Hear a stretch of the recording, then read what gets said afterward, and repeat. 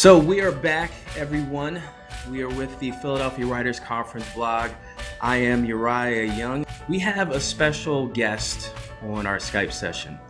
Not only is our special guest a professor of journalism at Arcadia University, he is also a lawyer and an actual journalist who's been published hundreds of times across dozens of platforms. Today we are with the one and only Larry Atkins. Hello, Larry. How are you? I'm good, Uriah. Thank you for having me. Larry, it's good to see you again. It's good to see you because your book Skewed is doing pretty well. I've been seeing on Amazon some of the reviews. How are things going on your end in terms of Skewed? How do you think things are going? Very well. Yeah, I'm really happy with the reviews and the reception, media publicity, and yeah, thus far it's been great. Last time I saw you, I visited your college and I spoke to your college students. Is your semester winding down right now with your journalism Yes, class? about 2 more weeks to go. Okay. Yeah, Yep. make sure you share this video with them. I'm sure they'll Sure. think it's really neat and just something else that goes on your repertoire and your building of that great reputation that you have. So we have Thanks. a few questions today about your book, Skewed. We'll get right to it. And the first question has to do with the inspiration for that book. What planted that seed to make you want to write this book, A Critical Thinker's Guide to Media Bias? I mean, obviously, I've always had an interest in journalism. I've been a freelance journalist for about 25 years, and I've also had a strong interest in advocacy journalism, meaning that, reporting with an agenda, with a bias, with a strong opinion. And that's, for like the last 30 years, that's been a very large trend in journalism. And I have, I guess, a love-hate relationship with it. I mean, there's parts of it that I like, parts of it that I dislike.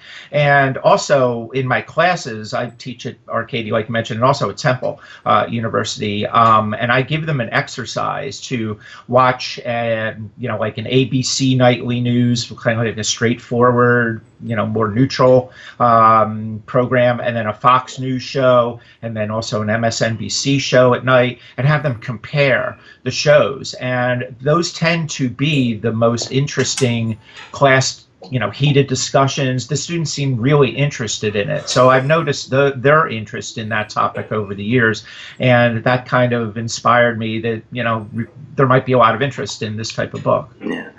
The future. I mean, the way the landscape is now with so many channels and so many different outlets literally tugging at you to get your attention.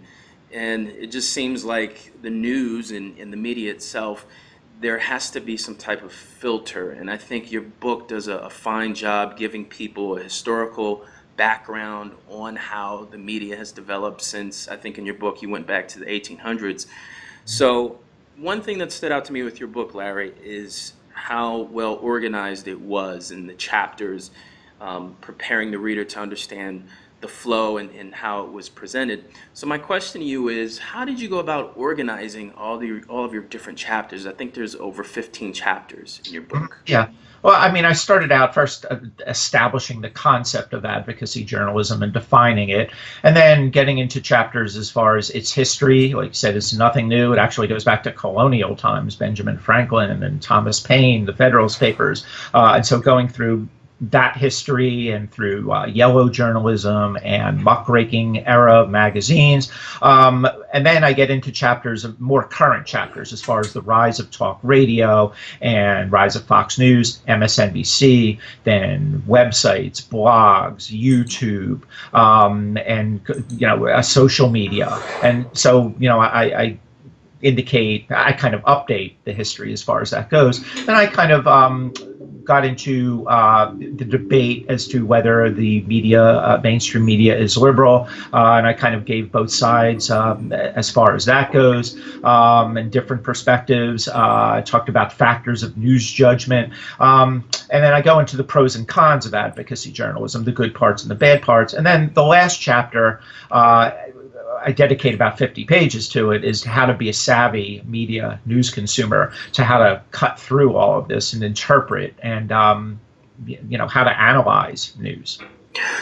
So when it comes to, I think you just said that your one chapter you devoted 50 pages to.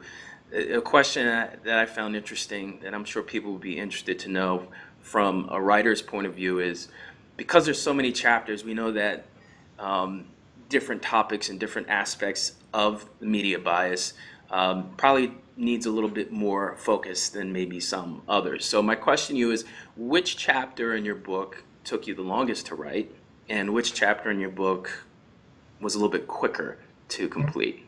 Yeah, that 50-page chapter that I mentioned was the longest, but because of length, because of interviewing people, but also I focus a lot on the concept of media literacy and news literacy, and I was familiar with it, but not to the extent that there are a lot of universities that have majors in media literacy and graduate programs, and that some high schools and elementary schools are teaching the concept of media literacy. So I had a little bit of a learning curve too. Like I said, I was familiar with it, but I really needed to interview experts and kind of educate myself on that angle. I was pretty good on the journalism angle because of my experience, but I needed to educate myself a little bit on the media literacy, news literacy. I'd say the shortest was the chapter on the positives of advocacy journalism. I mean, I think there are positives, but generally I think like the negatives outweigh them. So I'd say my chapter on the negatives were longer, shorter. The shorter ones were, the positives. There's so many issues to deal with that it just expands that chapter, and I understand there's clearly a lot going on with media today, and people are kind of confused. I remember attending one of your sessions at Barnes and Nobles, and people really had some really relevant questions because we're in an age where there's a lot of confusion, there's a lot of distrust, and we won't really go too deep into that, but just sticking to your book. My next question has to do with you actually going out to different schools or different bookstores. What's it been like for you going to these different locations to promote Skewed? Yeah, it's been a great experience promoting the book, going, like I said, bookstores, libraries, universities, and it's not like each audience is different, but most of them have been like very interactive, very engaged, and that's been, asking questions, having their own comments. I like it to be an interactive kind of event, but then also I see friends and family. I've seen people from high school that I hadn't seen for 35 years. It was interesting to kind of see. But I also like meeting new people, and it's just been really interesting. And also going on talk shows and things like that. It's been a great experience. I think when it comes to giving credibility to your book, you're a very smart guy, but because you're so connected, it would only make sense for you to reach out and talk to different people in the field of journalism. And I do remember reading quite a few names from different newspapers, particularly in the Philadelphia area, like the Enquirer. So, was there anyone in particular that you spoke to that gave their opinion about a part of your book that really stands out to you? Was there an editor? Was there someone from CNN? I mean, who's someone you can mention? Well, I mean, just the more notable names, Jim Steele of Bartlett and Steele was very helpful. Mark Bowden, the author of Black Hawk Down, gave me some really insightful quotes. And I mean, like you said, I had John Timpane of the Enquirer, Will Bunch of the Philadelphia Daily News. And so a lot of media people, but also media literacy people who were very helpful as far as their comments on that topic. Okay, last question, and then we'll wrap things up. Larry, a book like this, in my opinion, is groundbreaking. It's critical because there's a fork in the road when it comes to people and how we consume our information, so that we can not only make decisions in our daily lives, but I think it's how we view each other. Because the news, everyone watches the news, or even if they go to YouTube or they go to the internet to get their news, everything impacts people's decision making, and it affects how we treat each other and how we talk to each other. So my question to you is this: what do you hope that readers will get from your book, Skewed? Okay. I mean, I hope that they become more aware of the concept of advocacy journalism and learn how to be savvy news consumers as far as trying to identify bias and to verify information through several sources. I mean, don't just go by what your Aunt Judy tells you on Twitter.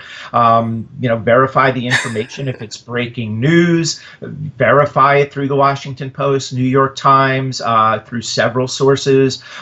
Be skeptical when it's breaking news, and just you need to confirm that information. Also, break out of your echo chamber as far as obviously, if you're a liberal, you're going to watch MSNBC. If you're conservative, you're going to watch Fox News. But I think, like you said, that exercise with the students, it's important, I think, to expose yourself to other different viewpoints, so at least you know where they stand.